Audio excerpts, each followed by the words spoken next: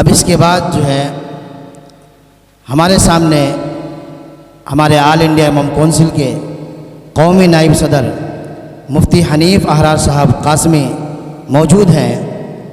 میں ان کو اس شعر کے ساتھ دعوت دیتا ہوں۔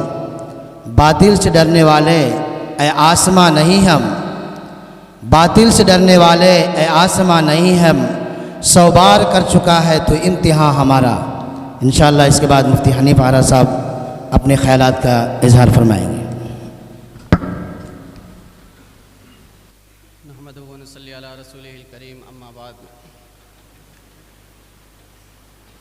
اعوذ باللہ من الشیطان الرجیم، بسم اللہ الرحمن الرحیم۔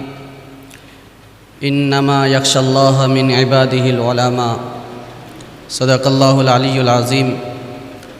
وقال النبی صلی اللہ علیہ وسلم، انما العلماء ورثۃ الانبیاء، او کما قال علیہ الصلاۃ والسلام۔ زندگی جینے کا کچھ معیار ہونا چاہیے، زندگی جینے کا کچھ معیار ہونا چاہیے، درد اگر ہے تو درد کا اظہار ہونا چاہیے۔ اب تو پانی سر سے اوپر بہہ رہا ہے دوستو، اب تو پانی سر سے اوپر بہہ رہا ہے دوستو، اب تو اپنی قوم کو بیدار ہونا چاہیے۔ اسٹیج پر تشریف فرما معزز علماء کرام اور ہمارے سامنے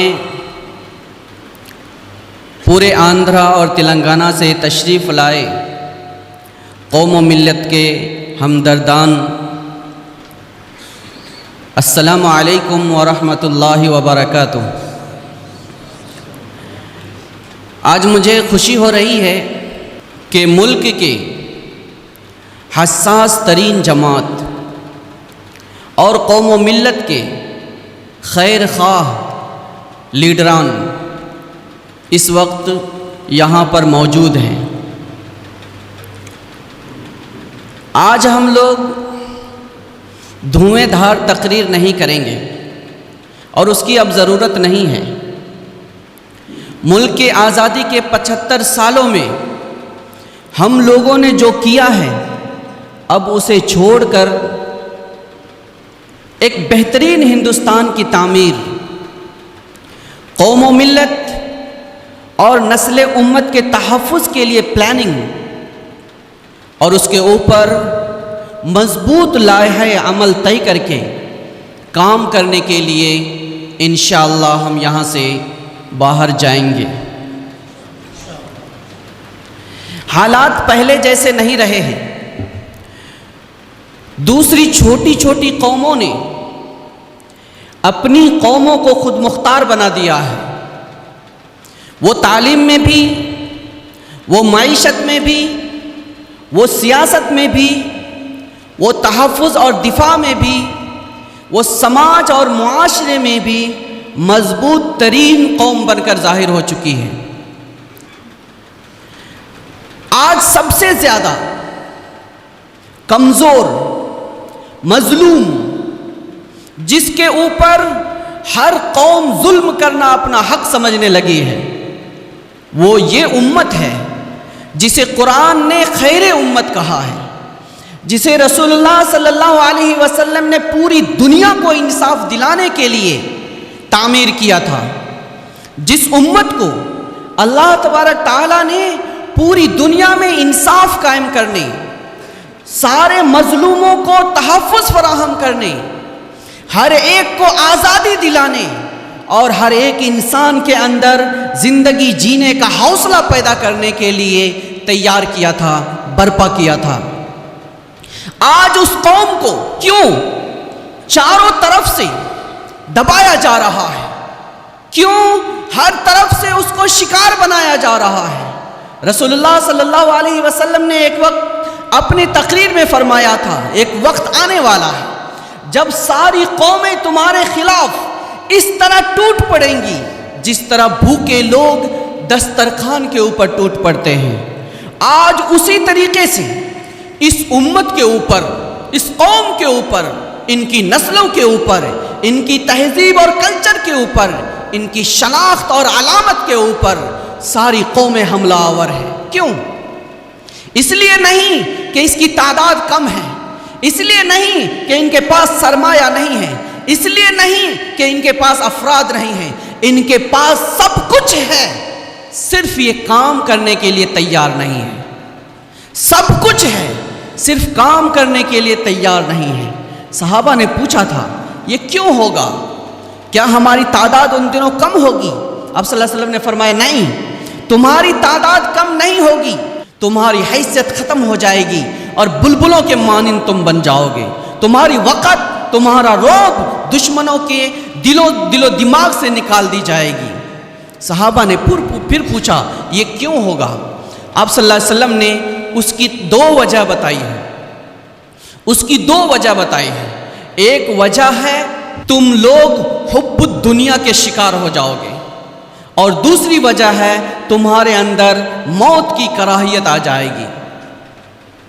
حب الدنیا کا مطلب بزنس مین ہونا نہیں، حب الدنیا کا مطلب بلڈر ہونا نہیں، حب الدنیا کا مطلب لگژری زندگی گزارنا نہیں، حب الدنیا کا مطلب بنگلہ میں رہنا نہیں، حب الدنیا کا مطلب عیش اور تنعم کی غذا کھانا نہیں، حب الدنیا کا مطلب ہے حق کا سودا کرنا، دین اور ضمیر کو فروخت کر دینا، صرف اس لیے کہ ہم کو وارڈ صدر کی سیٹ ملے گی، ہم کو 5 لاکھ کا انعام ملے گا، ہم کو اسکول بنانے، کالج بنانے کی پرمیشن ملے گی۔ یہ دنیا حاصل کرنے کی لالچ کی بنیاد پر جو انسان اپنے قوم، ضمیر اور ملک کا سودا کرتا ہے وہ ہے حب الدنیا۔ یہ ایسی بیماری ہے جس کی وجہ سے انسان کی ہیبت، انسان کا رعب اور دبدبہ دشمن کے دلوں سے نکل جاتا ہے۔ اور دوسری وجہ ہے کراہیت الموت۔ کراہیت الموت کا مطلب موت سے نہیں ڈرنا ہے، ایسا نہیں ہے۔ موت سے انسان نہیں ڈرے گا تو بے لگام ہو جائے گا، موت سے ڈرنا ہے۔ لیکن کراہیت الموت کا مطلب دوسرے انسان کے موت کی دھمکی دینے کی وجہ سے ایک انسان حق بات بولنا بند کر دیتا ہے، حق کے لیے کام کرنا چھوڑ دیتا ہے، حق کی حمایت بند کر دیتا ہے، اور موت کے ڈر کی وجہ سے، دوسروں کی دھمکی کی وجہ سے، دوسروں کی طاقت سے مرعوب ہونے کی وجہ سے انسان اپنی صداقت کی شہادت دینا چھوڑ دیتا ہے۔ یہ ہے کراہیت الموت۔ کنپٹی کے اندر بندوق رکھ کے بولا جاتا ہے بول جائے شری رام نہیں تو گولی مار دیں گے، بھاگو یہاں سے، بولو جائے شری رام اور وندے ماترم نہیں تو ہم تم کو ہندوستان سے بھگا دیں گے، بولو یہاں پر یکساں سول کوڈ ہم کو نافذ کرنے میں کوئی اعتراض نہیں ہے، نہیں تو تم کو جینے کا حق نہیں دیں گے۔ ہم اگر اس کو مان لیتے ہیں یہ ہے کراہیت الموت۔ یہ دو وجہ ہے جس کی وجہ سے کسی بھی قوم کا رعب اور دبدبہ، ہیبت اور ڈر دوسرے لوگوں کے دلوں سے نکال دیا جاتا ہے۔ ہم لوگ رسول اللہ صلی اللہ علیہ وسلم کے وارث ہیں اور اپنے آپ کو کہتے ہوئے فخر بھی محسوس کرتے ہیں۔ فخر محسوس کرنا چاہیے، لیکن فخر محسوس کرنے کے لیے پہلے وارث بننا ضروری ہے۔ وارث کا مطلب علم حاصل کرنا نہیں، وارث بننے کا مطلب مدرسے میں مدرس ہونا نہیں، وارث ہونے کا مطلب امام ہونا نہیں، وارث بننے کا مطلب کسی تنظیم کا لیڈر اور قائد بننا نہیں، وارث بننے کا مطلب مفتی، قاضی، عالم، فقیہ ہونا نہیں، وارث ہونے کا مطلب رسول اللہ صلی اللہ علیہ وسلم کے لائے ہوئے مشن کی قیادت کرنا ہے۔ وارث ہونے کا مطلب وہ انسان ایک ہی وقت میں مسجد کا امام ہو، اسی وقت میں وہ بہترین فیصل اور حاکم ہو، اسی وقت میں وہ بہترین مجاہد ہو، اسی وقت میں وہ بہترین سماجی لیڈر ہو، اسی وقت میں وہ بہترین مظلوموں کا حامی اور مددگار ہو۔ وارث ہونے کا مطلب رسول اللہ صلی اللہ علیہ وسلم نے جو بھی کام کیا ہے اس کام کو منظم طریقے سے اسی نقش قدم پر ادا کرنا ہے۔ آج ہم لوگوں نے اپنے لیے میدان طے کر لیا ہے، میں مدرس ہوں میرے لیے کافی ہے، یا میرا کام سب سے بڑا ہے، میں امام ہوں، میری زندگی کے لیے کافی ہے، میں بہت بڑا کام انجام دے رہا ہوں، میں دعوت و تبلیغ میں جڑا ہوا ہوں، میری نجات کے لیے کافی ہے، دنیا کا سب سے بڑا کام یہ ہے، میں مکتب پڑھاتا ہوں، میں فلاں سماجی کام کر رہا ہوں، میں فلاں ادارے سے جڑا ہوا ہوں، میں فلاں دعوت و تبلیغ میں کام کر رہا ہوں، اس لیے یہ کام میرے نجات کے لیے کافی ہے، یا یہ کام دنیا میں اس وقت سب سے بڑا ہے۔ اللہ تبارک تعالیٰ نے دونوں نظریے کی نفی کر دی، وَلَا تَمْنُنْ تَسْتَكْثِرْ، نہ تو تم اپنے کسی کام کو اپنے لیے کافی سمجھ کر کے اپنی ذمہ داری سے رک سکتے ہو، اور نہ ہی اپنے کام کو سب سے بڑا سمجھ کر کے اپنی ذمہ داری سے پیچھے ہٹ سکتے ہو۔ اگر یہ کرتے ہو تو فَإِذَا فَرَغْتَ فَانْصَبْ کا کوئی مطلب نہیں رہتا ہے۔ ہمیں وراثت انبیاء پر فخر ہونا چاہیے، وارث نبی ہونے پر فخر ہونا چاہیے، لیکن وارث نبی کیا؟ کانت بنو اسرائیل تسوسهم الانبیاء کلما ہلک نبی خلفہ نبی ولکن لا نبی بعدی ولکن لا نبی بعدی وسیکون خلفاء۔ وہ خلفاء میں صرف خلفاء اربعہ نہیں ہے، قیامت تک آنے والے نبی کے جو وارث کہلانے والے ہیں وہ بھی اس مفہوم کے اندر شامل ہیں۔ اب ہم کو اپنے گریبان میں جھانک کر دیکھنا ہے، کیا حقیقت میں ہم رسول اللہ صلی اللہ علیہ وسلم کے وارث ہیں؟ حضور صلی اللہ علیہ وسلم کے سامنے کفار مکہ نے 3 چیزیں پیش کی تھی۔ سب سے پہلے رسول اللہ صلی اللہ علیہ وسلم کے بارے میں ابو طالب کے پاس جا کر کہا، آپ قریش کے سردار ہیں، آپ کی ہم عزت کرتے ہیں، اس لیے آپ اپنے بھتیجے کو روک دیں کہ وہ ہمارے معبودوں کو برا بھلا کہنا چھوڑ دیں۔ آپ صلی اللہ علیہ وسلم کو بلایا گیا، بلا کر کے مجلس کے اندر کہا گیا، آپ کو کیا چاہیے؟ کیا چاہیے؟ دولت چاہیے؟ پورے عرب کی دولت آپ کے قدموں میں ہم رکھنے کے لیے تیار ہیں۔ کیا چاہیے؟ لڑکی چاہیے؟ حسین ترین عرب کی 2 شیزائیں ہم آپ کی کنیز بنا دیں گے۔ کیا چاہیے؟ سرداری چاہیے؟ سارا عہدہ ہم سب آپ کو سردار ماننے کے لیے تیار ہیں، سارا عہدہ آپ کے اوپر نچھاور کر دیں گے، لیکن آپ کو یہ کام چھوڑنا پڑے گا۔ رسول اللہ صلی اللہ علیہ وسلم نے کیا فرمایا تھا؟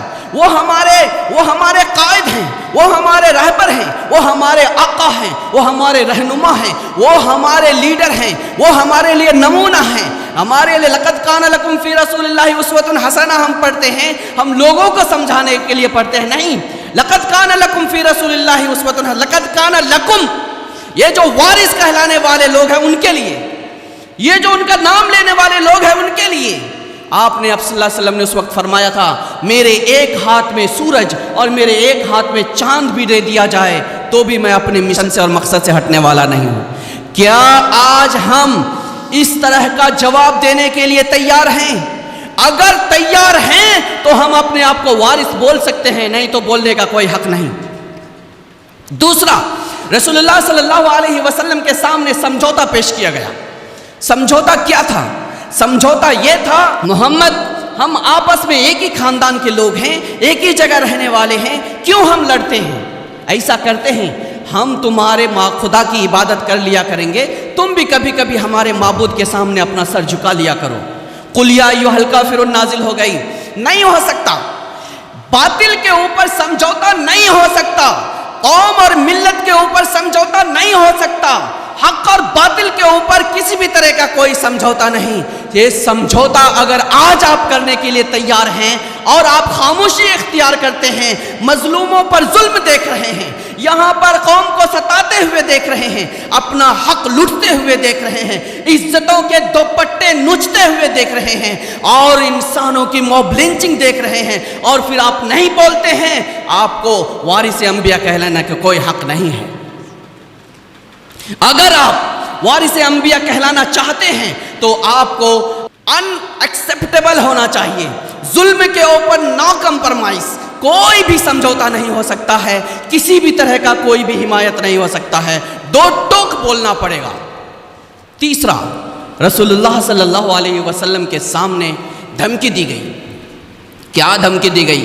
صرف دھمکی نہیں دی گئی، اس وقت کے ساری دنیا کے طاقتور لوگ، سرداران قریش اور کفار کے رؤسا جمع ہو گئے، یہ محمد ہماری باتوں سے باز آنے والا نہیں ہے، ہماری بات سننے والا نہیں ہے، کیوں نہ ان کا کام تمام کر دیا جائے۔ اور سارے سرداروں نے تلوار لے کر رسول اللہ صلی اللہ علیہ وسلم کے حجرہ شریف کا محاصرہ کیا۔ آج نکلتے ہی کام تمام کر دیا جائے گا، نہ رہے گا بانس نہ بجے گی بانسری، نعوذ باللہ من ذالک۔ اس وقت بھی رسول اللہ صلی اللہ علیہ وسلم نے سمجھوتا نہیں کیا ہے، کیا ہے۔ اگر آج آپ نے جینوسائیڈ کی رپورٹ سنی ہے، ورلڈ واچ جینوسائیڈ عالمی تنظیم ہے، اس نے جہاں بھی رپورٹ پیش کی ہے، اس رپورٹ کے بعد ویسا ہی ہوا ہے۔ انہوں نے ہندوستان کے بارے میں 2022 میں اور 2021 میں رپورٹ پیش کی، اس سے پہلے 2019 میں بھی رپورٹ پیش کی تھی کہ ہندوستان کے اندر مسلم نسل کشی کی ساری علامتیں پائی جا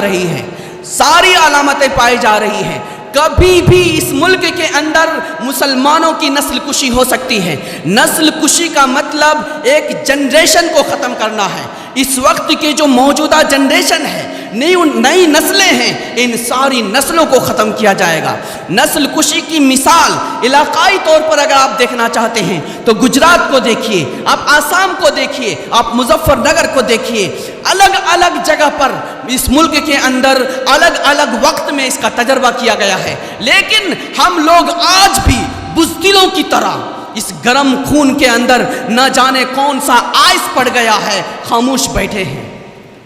پھر بھی ہم اپنے آپ کو وارث انبیاء کہنے پر فخر محسوس کر رہے ہیں۔ کوئی حق نہیں پہنچتا ہم اپنے آپ کو وارث انبیاء کہلائیں۔ ہم اگر وارث انبیاء کہلاتے ہیں تو اس ظلم کے خلاف سر سے کفن باندھ کر تیار رہنا پڑے گا، اور آگے آ کر جو لوگ دھرم سنسد کے نام پر، جو لوگ جنتر منتر پر جا کر جب ملے کاٹے جائیں گے اور رام رام چلائیں گے، ان کو منہ توڑ جواب دینا پڑے گا۔ ہم یہ نہیں کہتے ہیں آپ ہتھیار اٹھا کر میدان میں آئیے، لیکن ہم یہ کہتے ہیں یہ جمہوری ملک ہے، جمہوری طریقے سے قانونی جواب دینے کے لیے، اور اگر آپ کے گھر پر، آپ کے سر پر، آپ کی فیملی پر، آپ کی عزت و آبرو کے اوپر حملہ ور ہوتا ہے تو آپ کو اس کا جواب دینے کے لیے تیار رہنا پڑے گا۔ آج آپ کو طے کرنا پڑے گا، آپ کو یہ فیصلہ لینا پڑے گا، ہمیں اس ملک میں رہنا ہے یا نہیں رہنا ہے۔ اگر اس ملک میں رہنا ہے تو آپ کو ایسے ظالم لوگوں کے خلاف آواز اٹھانے اور مقابلہ کرنے کے لیے تیار ہونا ہی پڑے گا، دوسرا کوئی راستہ نہیں ہے۔ اور اگر آپ یہ چاہتے ہیں کہ ہم یہاں سے کہیں اور چلے جائیں گے، اور آپ کے ذہن میں کہیں بھی یہ گمان ہے، تو آپ یہ سن لیجئے کہ آپ کے لیے دنیا میں کہیں جگہ نہیں ہے۔ ایسے وقت میں اللہ تبارک تعالیٰ نے قرآن کریم کے اندر فرمایا ہے، إِن يَمْسَسْكُمْ قَرْحٌ فَقَدْ مَسَّ الْقَوْمَ قَرْحٌ مِثْلُهُ۔ اگر تمہیں تکلیف ہو رہی ہے، یہ تاریخ چلتی آ رہی ہے، ہر دور میں اس طرح کے حالات آئے ہیں، وَتِلْكَ الْأَيَّامُ نُدَاوِلُهَا بَيْنَ النَّاسِ، لیکن ہم یہ حالات کیوں بدل رہے ہیں؟ ہم بدلتے رہے ہیں، کبھی زیر اور کبھی زبر، کبھی نشیب اور کبھی فراز، کبھی ترقی اور کبھی تنزلی، یہ اس زمانے کی نئی رنگیاں ہیں، یہ تبدیلیاں ہوتی رہی ہے اور ہوتی رہے گی، لیکن یہ کیوں ہو رہا ہے؟ اس کا مقصد کیا ہے؟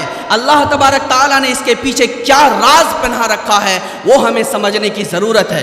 لِيَعْلَمَ اللَّهُ الَّذِينَ آمَنُوا وَيَتَّخِذَ مِنْكُمْ شُهَدَاءَ، اللہ تعالیٰ یہ دیکھنا چاہتا ہے یہ جو کہنے والے لوگ ہیں وارث انبیاء، یہ جو کہنے والے لوگ ہیں ہم اللہ کو ماننے والے ہیں، یہ جو ٹوپی داڑھی کرتا پائجامہ اپنے اوپر سجا کر فخر کرتے ہیں، یہ جو اپنے لیے مخدوموں کے انتظار میں رہتے ہیں، یہ لوگ جن کو قوم اپنے آنکھ اور پلکوں پر بیٹھائے پھرتی ہے، یہ لوگ جنہیں عزت کے اوج ثریا پر بیٹھاتے ہیں، ان لوگوں میں کون ایمان والا ہے؟ کس کا ایمان مضبوط ہے؟ حقیقت میں کون صحیح معنی میں ایمان والا ہے؟ لِيَعْلَمَ اللَّهُ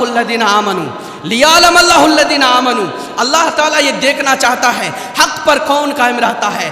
جب ہر طرف سے دشمن کے نرغے میں پھنس جاتے ہیں، جب ہمیں ختم کرنے کی پوری سازش ہو جاتی ہے، جب ہمیں ختم کرنے کے لیے ہر طرح کے امکانات مہیا ہو جاتے ہیں، ایسے وقت میں لِيَعْلَمَ اللَّهُ الَّذِينَ آمَنُوا، کون ایمان والا ہے اور کون منافق ہے، کون غدار ہے، کون دھوکے باز ہے، کون جاسوس ہے، کون مخبر ہے، کون اس قوم کے پیٹھ میں چوڑا بھونکنے والا ہے، یہ اللہ تبارک تعالیٰ دیکھنا چاہتا ہے۔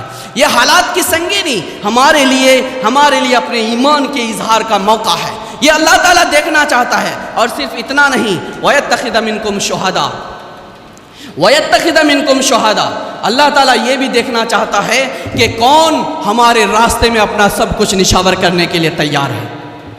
یہ اللہ تعالیٰ چاہتا ہے۔ یہ حالات ویسے پیدا نہیں کیے گئے ہیں، بہت سارے خس و خاشاک آ گیا ہے اسلام کے نام پر۔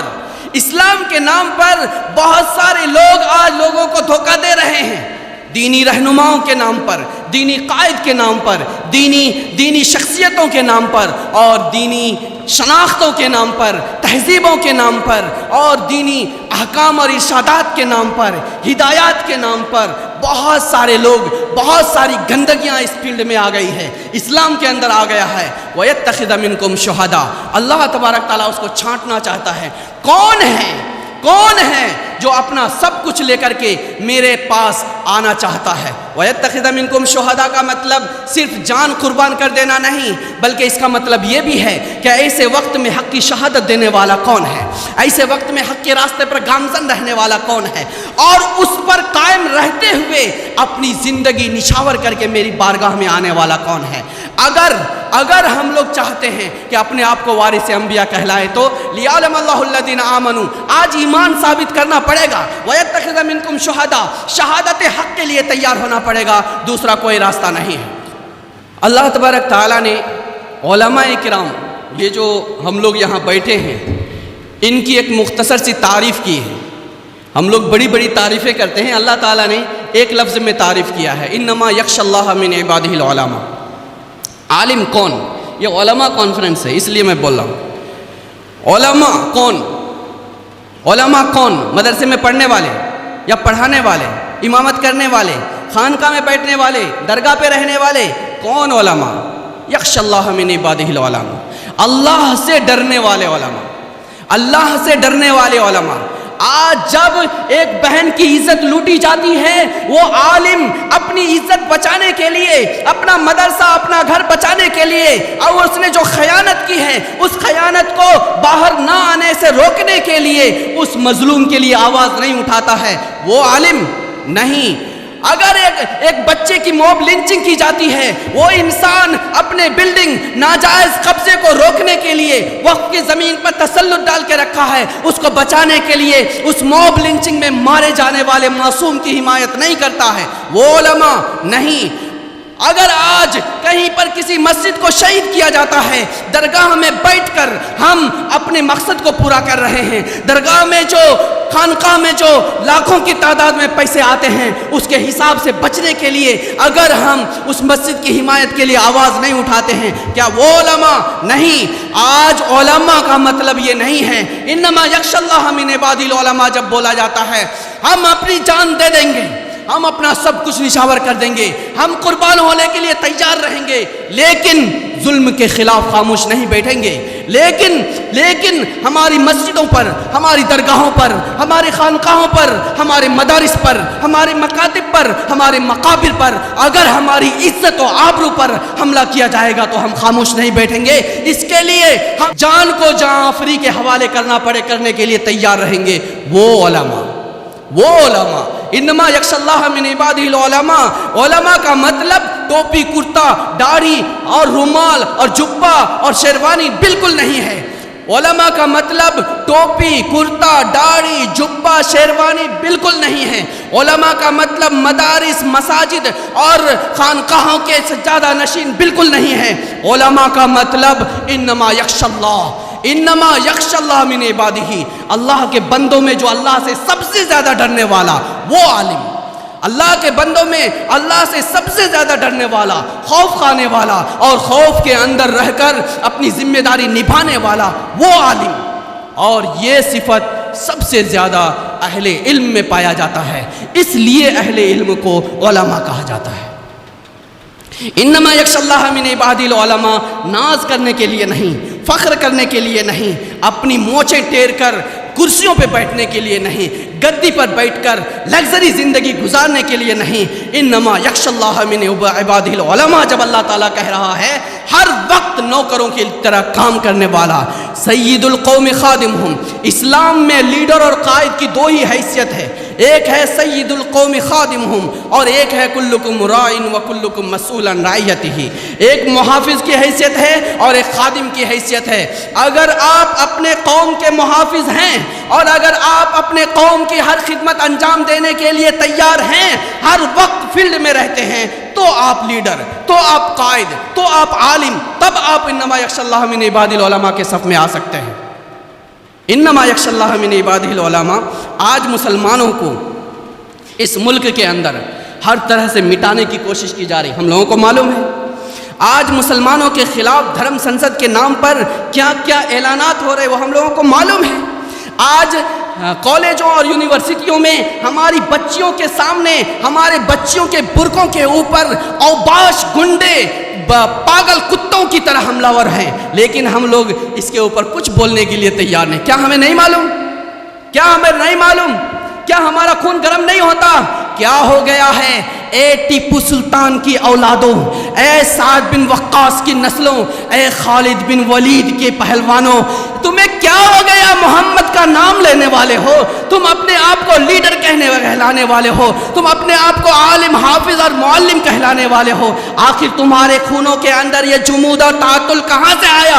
आखिर तुम्हारी नस्लों के अंदर बुज़दिली कहाँ से आई? तुम्हारी गैरत कहाँ मर गई है? तुम्हारी हमीयत कहाँ सो गई है? क्यों तुम्हारे अंदर बेदारी नहीं आती? क्या जब तुम्हारे सामने तुम्हारी बेटियों को 10-10 गुंडे नोचेंगे तब तुम्हें होश आएगा? क्या जब तुम्हें रस्सियों में बांधकर तुम्हारे सामने तुम्हारे बाप को मारा जाएगा तब तुम्हें शऊर आएगा? क्या जब तुम्हारे मदरसों को तुम्हारे सामने तोड़ा जाएगा तब तुम्हें अकल आएगी? और जब इस मुल्क के अंदर इस्लामी तहजीब और कल्चर के ऊपर पाबंदी आयद कर दी जाएगी, इस मुल्क को हिंदू राष्ट्र का ऐलान कर दिया जाएगा, यहाँ पे यकसा सिविल कोड नाफिज कर दिया जाएगा और इस मुल्क के अंदर सीए और एनआरसी नाफिज करके मुसलमानों को कुत्ते और बिल्ली की तरह गलियों में खदेड़ खदेड़ करके मारा और भगाया जाएगा, तब तुम्हें होश आएगा। आखिर हमें हुआ क्या है? आखिर हमें हुआ क्या है? हमारी ईमानी गैरत को क्या हुआ है? हमें अपने अंदर झांकने की ज़रूरत है, शऊर करने की ज़रूरत है, अपने आप को पहचानने की ज़रूरत है, अपने मकाम, इज़्ज़त और मर्तबे को पहचानने की ज़रूरत है। आज मुल्क के हालात कितने दिगरगू हो चुके हैं सबको मालूम है। मैं मुख्तसर आप हजरात के सामने रखना चाहता हूँ। इस मुल्क के अंदर हालात इतने ख़तरनाक हो चुके हैं कि हर गैर मुस्लिम मुनाफिक मुस्लिम के दिल के अंदर ये बात पैदा कर दी जा चुकी है कि इस मुल्क के अंदर मुसलमानों को मारना कोई गुनाह नहीं है। इस मुल्क के अंदर मुसलमानों की इज्जत लूट लेना कोई जुर्म नहीं है। इस मुल्क के अंदर मदारिस को तोड़ देना, मसाजिद के मीनारों पर चढ़कर जय श्री राम का नारा लगा लेना कोई जुर्म नहीं है। ये इस मुल्क की हालत है। हम लोग समझ रहे हैं कि ये जुर्म है। आप समझते रहिए, आपके समझने से कोई फर्क नहीं पड़ता है, लेकिन जो लोग ये कर रहे हैं वो इसलिए कर रहे हैं कि वो ये समझ रहे हैं कि ये मेरा हक है और मैं ये करूंगा तो मैं इज्जत से जीऊंगा और इनको इज्जत नहीं मिलेगी।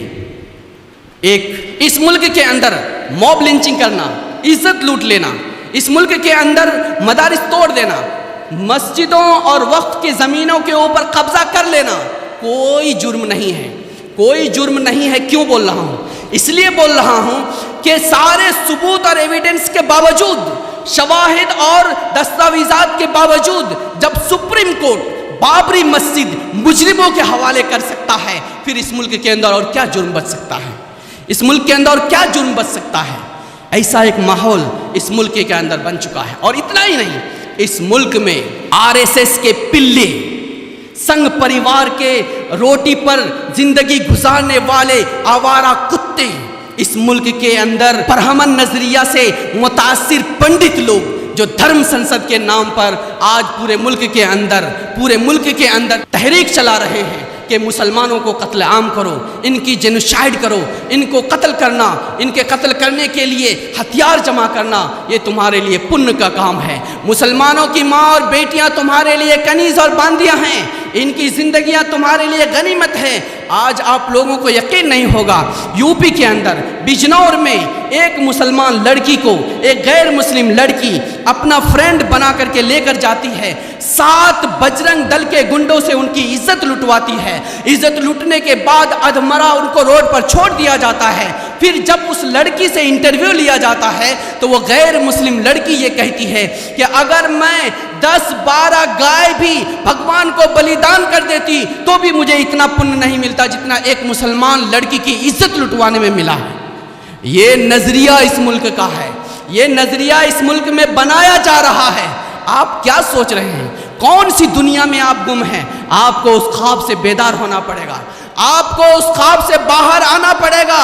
اگر آپ کو جینا ہے، اپنی نسلوں کو عزت دلانا ہے، ملکوں کو بچانا ہے، دستور کے حقوق کو بحال کرنا ہے، تو آپ کو اس خوابیدہ زندگی سے بیدار ہونا ہی پڑے گا، دوسرا کوئی راستہ نہیں ہے۔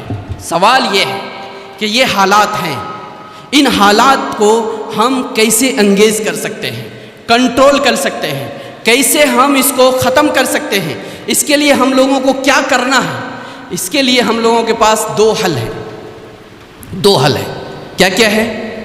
ایک حل ہے اپنی مسجد کے گوشے میں بیٹھ کر سورہ یاسین کا ختم کر پڑھنا ہے اور اس کے لیے دعا کرنا ہے، ایک حل۔ اور دوسرا حل ہے سب کو بتانا ہے، تھپی دے کر کے، تمہارے سامنے تمہاری بیٹی کی عزت لٹی جا رہی ہے، تم صبر کرو، اللہ تعالیٰ تم کو دوسری بیٹی دے گا۔ تمہارا گھر توڑا جا رہا ہے، تم صبر کرو، اللہ تعالیٰ تم کو دوسرا گھر دے گا۔ تم صبر کرو، اللہ تبارک تعالیٰ تم کو دوسرا مدرسہ، دوسرا مقام، دوسری عزت دے گا، تم صبر کرو۔ یہ 2 حل ہم لوگوں نے آج تک قوم کو دیا ہے، قوم کو بزدل بنایا ہے، قوم کو ہم لوگوں نے ٹھگا ہے، قوم کو دھوکہ دیا ہے، قوم کے ساتھ غداری کی ہے، اسلام کے ساتھ خیانت کا برتاؤ کیا ہے۔ یہ حل کسی زمانے میں نہیں رہا ہے، اور کسی زمانے میں مسائل کے یہ 2 حل نہیں ہو سکتے ہیں۔ یہ ہماری تقویت کے ذرائع ہیں۔ صبر کا مطلب سہتے رہنا، جھیلتے رہنا، برداشت کرتے رہنا، دیکھتے رہنا بالکل نہیں ہے۔ صبر کا مطلب ہے ضبط اور کنٹرول، صبر کا مطلب ہے خودداری اور خود مختاری، صبر کا مطلب ہے استقامت اور پختگی، صبر کا مطلب ہے ادخلوا فی السلم کافہ، صبر کا مطلب ہے استقامت۔ الذین تتنزل علیہم الملائکہ، وہ لوگ ہیں جن کے اوپر فرشتے نازل ہوتے ہیں، اور یہ وہ لوگ ہیں جو کہتے ہیں ربنا اللہ ثم استقاموا، اس کے اوپر استقامت کے ساتھ قائم رہتے ہیں۔ صبر کا مطلب بزدلی نہیں ہے، صبر کا مطلب سنگین حالات میں اس کا مقابلہ کرنے کے لیے مضبوطی کے ساتھ کھڑا رہنا ہے۔ اور دعا ہمارے عزم اور حوصلے میں مہمیز کا کام کرنے کے لیے ہے، قوت فراہم کرنے کے لیے ہے، اللہ تعالیٰ سے ہمارے رشتے کو مضبوط کرنے کے لیے ہے۔ اگر دعا سے صرف مسائل حل ہوتے، رسول اللہ صلی اللہ علیہ وسلم مدینہ میں بیٹھ کر مسائل حل فرماتے، بدر کے میدان میں جا کر صحابہ کو شہید کرانے کی ضرورت نہیں پڑتی۔ بدر کے میدان میں پہلے رسول اللہ صلی اللہ علیہ وسلم نے صحابہ اکرام کی سب بندی کی، اور سب بندی کرنے کے بعد پیچھے جا کر کے دعا کر رہے ہیں، اللہم ربی ہذہ اصابہ ان تہلک لا توبد قط، اے اللہ یہ مٹھی بھر جماعت ہے، یہ تیرے بندے ہیں، اگر آج یہ ختم ہو گئے تو تیرا نام لینے والا کوئی نہیں ہوگا۔ تب اللہ کی مدد آتی ہے۔ ہم لوگ مدرسے میں بیٹھ کر، مسجد میں بیٹھ کر، خانقاہ میں بیٹھ کر، گدوں پہ بیٹھ کر اور اپنے بنگلوں میں بیٹھ کر سوچتے ہیں دعا کریں گے اور مسائل حل ہو جائے گا، کبھی نہیں۔ اور اگر ہم یہ حل قوم کو دے رہے ہیں، خدا کی قسم اسلام کے متعلق ہم خائن ہیں، اور قوم کے تعلق سے ہم غدار ہیں، دھوکے باز ہیں۔ تو حل ہے کیا؟ حل کچھ نہ کچھ ہونا چاہیے نا۔ کیا ہے حل؟ اس کا حل 3 کام کرنے ہیں۔ سب سے پہلا کام، ہمیں ہماری نسلوں کو اور خود کو مسلمان بنانا ہے۔ ہمیں ہماری نسلوں کو اور خود کو مسلمان بنانا ہے۔ ہم مسلمان کیسے؟ ہم پڑھے لکھے مسلمان، تجربے کے مسلمان نہیں، ہم سنے سنائے مسلمان، شعوری مسلمان نہیں، ہم نسلی مسلمان، خاندانی مسلمان، سیکھے ہوئے مسلمان نہیں، تجربہ والے مسلمان نہیں۔ سب سے پہلے ہمیں اور ہماری نسلوں کو شعوری مسلمان بنانا پڑے گا۔ اور شعوری مسلمان کا مطلب نسلوں کو صرف چند آیتیں پڑھا دیے، چند حدیثیں یاد کرا دیے، چند کلمے نماز کے چند ارکان یاد کرا دیے، ان کو کھانے کی سنتیں اور دسترخوان بچھانے کی سنتیں یاد کرا دیے، سونے اٹھنے بیٹھنے اور سلام کرنے کی سنتیں یاد کرا دیے، ہم سمجھتے ہیں کہ ہم نے اپنی نسلوں کو مسلمان بنا دیا۔ وہ مسلمان بنتا نہیں، اس سے مسلمان بنتا نہیں۔ یہ تو ہم سے زیادہ غیر لوگوں کو یاد ہے، ہم سے زیادہ بہت سارے مہذب قوم اس کے اوپر عمل کر رہی ہے جن کے اندر اسلام نہیں، ایمان نہیں ہے۔ اسلام تب آتا ہے جب شعوری طور پر اس کو پڑھا جائے، مسلمان تب ہوتا ہے جب ذہنی اور نظریاتی طور پر اس کو قبول کیا جائے۔ آج ہماری نسلوں میں 98% لوگ، 98% نسل جو شعوری مسلمان نہیں، 2% ہو سکتے ہیں، 2% ہو سکتے ہیں بول رہا ہوں میں، ہے نہیں بول رہا ہوں۔ شعوری مسلمان کا مطلب اسلام ایک انسان کے اندر ہے تو باہر اسلام دکھے گا، اسلام ایک اندر انسان کے اندر ہے تو زبان سے اسلام نکلے گا، اسلام اندر میں ہے تو ظلم اور زیادتی کے سامنے نہیں جھکے گا، اسلام اندر ہے تو کسی بھی خوف سے وہ مرعوب نہیں ہوگا، اسلام اندر میں ہے تو وہ کسی بھی ظالم بادشاہ کے سامنے کلمہ حق بولنے سے نہیں گھبرائے گا۔ اکبر الجہاد کلمۃ حق عند سلطان جائر، رسول اللہ صلی اللہ علیہ وسلم نے کیوں فرمایا تھا؟ ایک مسلمان کی نشانی۔ وہ شعوری اسلام اگر دیکھنا ہے، 3 مہینے کے مسلمان جعفر بن ابی طالب رضی اللہ تعالی عنہ کو دیکھیے، جو نجاشی کے دربار میں جا کر سر تان کے کھڑا ہو کر کے اسلام کی ترجمانی کرتا ہے۔ اس وقت جب کفار مکہ ان کو لینے کے لیے، غلام بنانے کے لیے وہاں کھڑے ہیں۔ یہ شعوری مسلمان، اپنی نسلوں کو مسلمان بنانا پڑے گا، انہیں سکھانا پڑے گا۔ مسلمان وہ ہوتا ہے جو اللہ کے علاوہ اپنی پیشانی کسی کے سامنے نہیں جھکاتا، مسلمان وہ ہوتا ہے جو اللہ کی طاقت کے علاوہ کسی سے خائف نہیں ہوتا۔ الذین اذا قال لهم الناس ان الناس قد جمعوا لكم فاخشوهم فزادهم ایمانا، جب صحابہ کرام سے کہا جاتا تھا قیصر و کسریٰ جمع ہو گئے ہیں اور کفار اور مشرکین اکٹھا ہو گئے ہیں، سارے قبائلی طاقتیں تمہارے خلاف ایک ہو چکی ہے، کل تمہیں ختم کر دیا جائے گا، اب تمہیں مار دیا جائے گا۔ اذا قال لهم الناس ان الناس قد جمعوا لكم فاخشوهم فزادهم ایمانا، ان کا ایمان اور بڑھتا تھا، ان کا ایمان اور بڑھتا تھا، وہ دبتے نہیں تھے، وہ مصلحت پسندی کے اندر نہیں آتے تھے۔ ابھی مصلحت کا تقاضا یہ ہے، ابھی حکمت کا تقاضا یہ ہے، ماحول یہ کہہ رہا ہے خاموش رہنا ہے، آواز اٹھائے تو زباں کاٹ دی جائے گی۔ یہ اسلام نہیں ہے، یہ اسلام نہیں ہے، یہ بزدلی ہے، یہ اپنی مصلحت پسندی ہے انسان کی، جو اسلام بنا کر کے پیش کیا جا رہا ہے۔ مسلمان سب سے پہلا شعوری مسلمان ہم کو بننا پڑے گا، اپنی نسلوں کو بنانا پڑے گا۔ آج جو ارتداد کی ہوا چل رہی ہے، ہم دیکھ رہے ہیں، ہم سنتے نہیں تھے کبھی کہ ایک غیر مسلم کے ساتھ ایک مسلمان بیٹی جا سکتی ہے، کبھی نہیں سنتے تھے، لیکن آج یہ ایسا طوفان بدتمیزی برپا ہے، جہاں دیکھیے مسلم لڑکی غیر مسلم کے ساتھ جا رہی۔ کیوں؟ مسلم لڑکی غیر مسلم کے ساتھ جا رہی ہے، اور صرف مسلم لڑکی نہیں، ایک امیر کی بیٹی جا رہی ہے، ایک عالم کی بیٹی جا رہی ہے، ایک قاضی کی بیٹی جا رہی ہے، ایک بہترین سیاسی لیڈر کی بیٹی جا رہی ہے۔ کیوں؟ ڈوب مرنے کی بات ہے۔ غیرت سے یہ ہماری آنکھیں اوپر نہیں اٹھ سکتی ہیں، ہمارا ضمیر ہمیں کیا ملامت نہیں کرتا؟ کیا ہمیں ڈوب مرنے کی بات نہیں؟ اگر چلو پر پانی میں ڈوب مرنے کا محاورہ ہے تو وہ ہم لوگوں کے لیے ہے۔ ہماری بیٹی جس کے پیر میں چوٹ لگے تو ہم اچھل پڑتے ہیں، جن کے اوپر کوئی غلط نگاہ ڈالے تو ہمیں برداشت نہیں ہوتا، وہ بیٹی غیر مسلموں کے ساتھ جا رہی ہے، اپنی عزت نیلام کر رہی ہے، اور سب سے زیادہ بڑھ کر اپنے ایمان کو ہمیشہ کے لیے برباد کر کے جہنم کا ایندھن بن رہی ہے، اور ہم بہت خاموشی سے سہ رہے ہیں، برداشت کر رہے ہیں، جھیل رہے ہیں، صبر کر رہے ہیں اور دعائیں کر رہے ہیں۔ یہ اسلام نہیں۔ انما یخشی اللہ من عبادہ العلماء کے اندر یہ لوگ نہیں آتے۔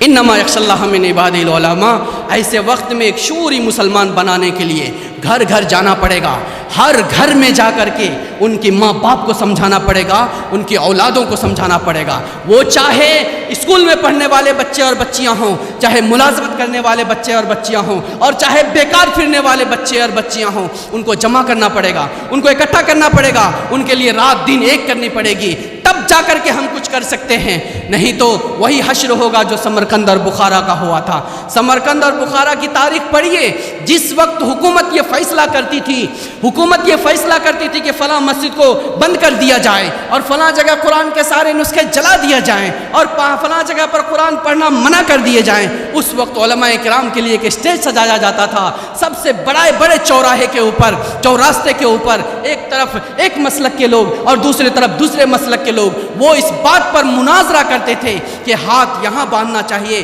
کہ ہاتھ یہاں باندھنا چاہیے، آمین زور سے کہنا چاہیے یا آمین آہستہ کہنا چاہیے، اور اس میں لڑائی کرنے کے بعد جو فتح ہوتا تھا وہ فخر کرتا تھا، مسجد توڑی جاتی تھی تو اس کو کوئی فکر نہیں ہوتی تھی۔ وہی صورتحال آج یہاں ہے، وہی صورتحال آج یہاں ہے، ہر انسان آج اپنے بارے میں سوچ رہا ہے، قوم اور نسل کے بارے میں کوئی سوچنے کے لیے تیار نہیں ہے۔ ایک کام یہ کرنا پڑے گا، دوسرا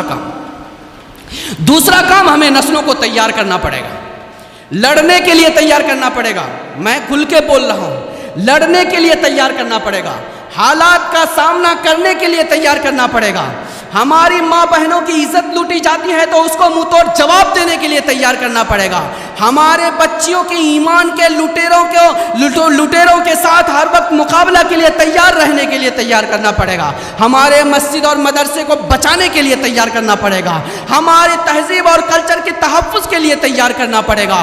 جب ہمارے ملک میں ہمارے حقوق کو چھینے جاتے ہیں اور جب ہمارے خلاف فیصلے ہوتے ہیں تو روڈ پر آ کر جمہوری طریقے سے آواز بلند کرنے کے لیے تیار کرنا پڑے گا۔ جب تک ہم اس کے لیے تیار نہیں ہیں، ہم کوئی بھی اچھا خواب نہیں دیکھ سکتے ہیں۔ اچھا خواب دیکھنا ہے تو اچھی محنت کرنی پڑے گی، اس کے لیے سب کچھ قربان کرنا پڑے گا۔ یہ ملک کیوں آزاد ہوا؟ یہ ملک کیوں آزاد ہوا؟ بولیے۔ یہ ملک اس لیے آزاد نہیں ہوا کہ علماء کرام یہ سوچ کر لڑے تھے، علماء کرام یہ سوچ کر لڑے تھے کہ ہم آزاد ملک میں رہیں گے، نہیں۔ یہ ملک اس لیے آزاد ہوا کہ علماء کرام یہ خانقاہوں، درگاہوں، مدرسوں، مسندوں پر بیٹھے ہوئے علماء کرام نے سب کچھ چھوڑ دیا اور یہ سوچ کر چھوڑا تھا کہ ہم چاہے اس ملک میں زندہ رہیں چاہے نہ رہیں، آزادی چاہے ہم دیکھیں چاہے نہ دیکھیں، لیکن ہماری نسل آزادی کی زندگی جیے گی، ہماری نسل غلام نہیں رہے گی اور اسلام پر عمل کرنا اس کے لیے آسان ہوگا، اس لیے یہ ملک آزاد ہوا۔ آج ہمیں پھر سے اسی نظریے کے ساتھ میدان میں آنے کی ضرورت ہے۔ اس کے لیے آپ اپنے نسلوں کو، بچوں اور بچیوں کو، نوجوانوں کو، مردوں اور عورتوں کو اور خود کو ٹرین کیجئے، تیار کیجئے اور قانون کے دائرے میں رہ کر کیجئے، دستور کے اندر رہ کر کیجئے، اسلامی دائرے میں رہ کر کیجئے۔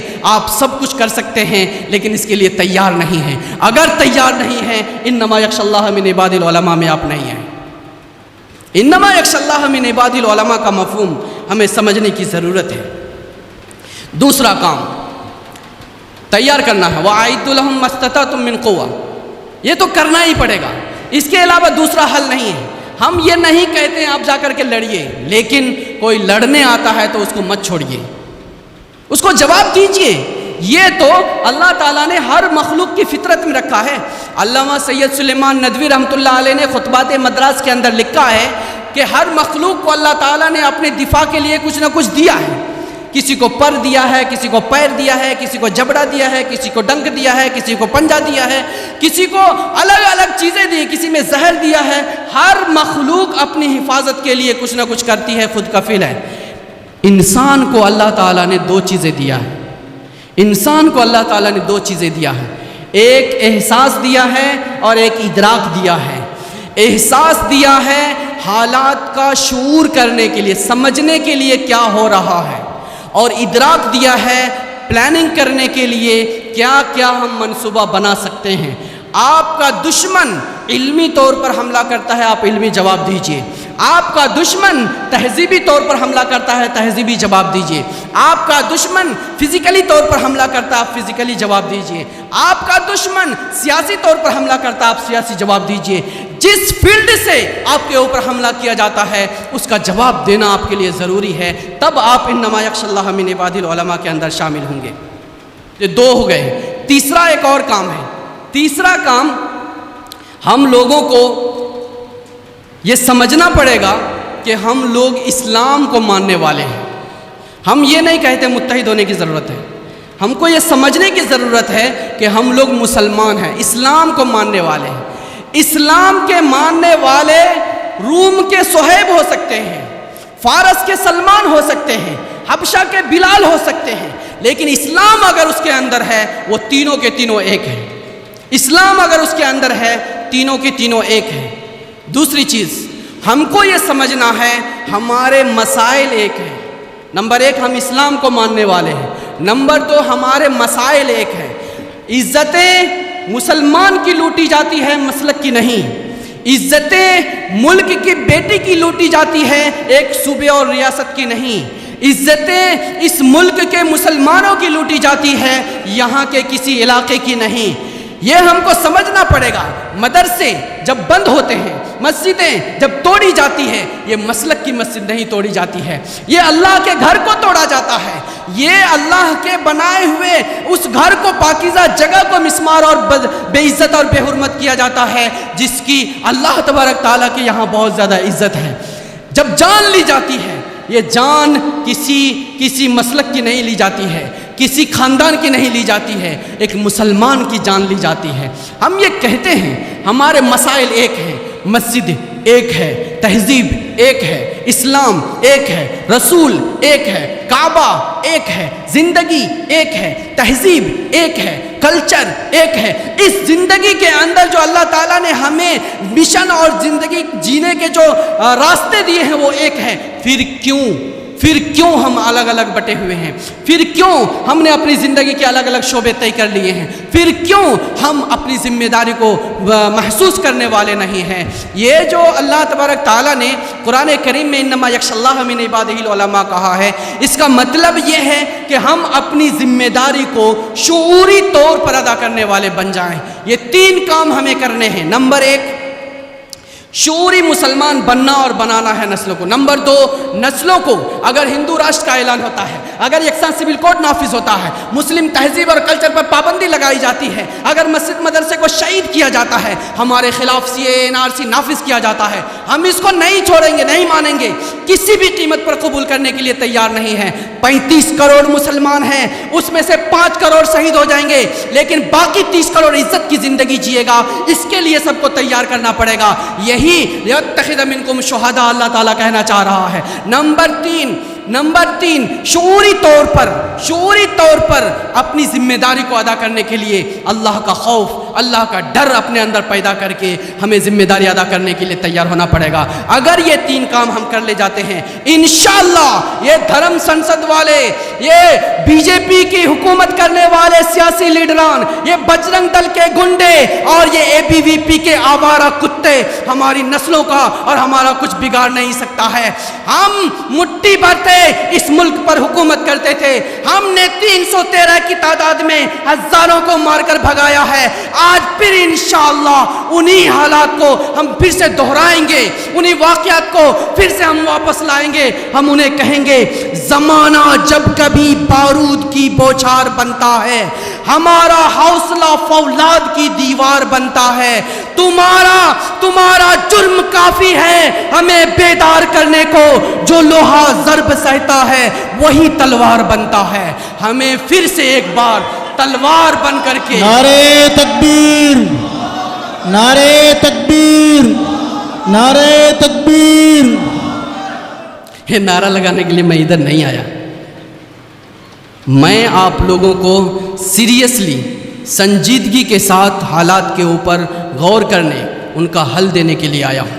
اس کے اوپر عمل کرنا ہماری ذمہ داری، رسپانسبلٹی ہے۔ انما یخشی اللہ من عباد العلماء، علماء کانفرنس کا مطلب وہ ہے۔ اگر ہم آج اس کو سنجیدگی سے قبول نہیں کرتے ہیں تو پھر یہ جو ظالم کتے اور یہ جو درندے اور یہ RSS کے بھگوا بریگیڈ ملک کے کونے کونے میں گوشے گوشے میں گلی گلی میں دندناتے پھر رہے ہیں، ہم کو پوچھیں گے نہیں کہ تم کون سے مسلک کے ہو، کون سے علاقے کے ہو اور کون سے نظریے کو ماننے والے ہو۔ وہ ٹوپی کرتا داڑھی اور جبہ قبہ دیکھ کر اور برقع دیکھ کر اور ہماری تہذیب اور کلچر کو دیکھ کر، ہمارے نام کو دیکھ کر کے ہمیں جگہ جگہ شکار بنائیں گے اور ہم انفرادی طور پر اس کے شکار ہوتے رہیں گے۔ اس لیے اس کے خلاف آج ہمیں تیار ہونا پڑے گا۔ ہمیں یہ یاد رکھنا ہے، ہم کو ہر حال میں مقتل سے گزرنا ہوگا، ہم کو ہر حال میں مقتل سے گزرنا ہوگا۔ ہم بچ گئے تو بھی ہمیں لڑنا ہوگا اور آنے والی نسلوں کو تباہی سے بچانے کے لیے جو بھی کرنا ہے ہم کو آج کرنا ہوگا۔ وآخر دعوانا الحمدللہ رب العالمین۔ السلام علیکم ورحمۃ اللہ وبرکاتہ۔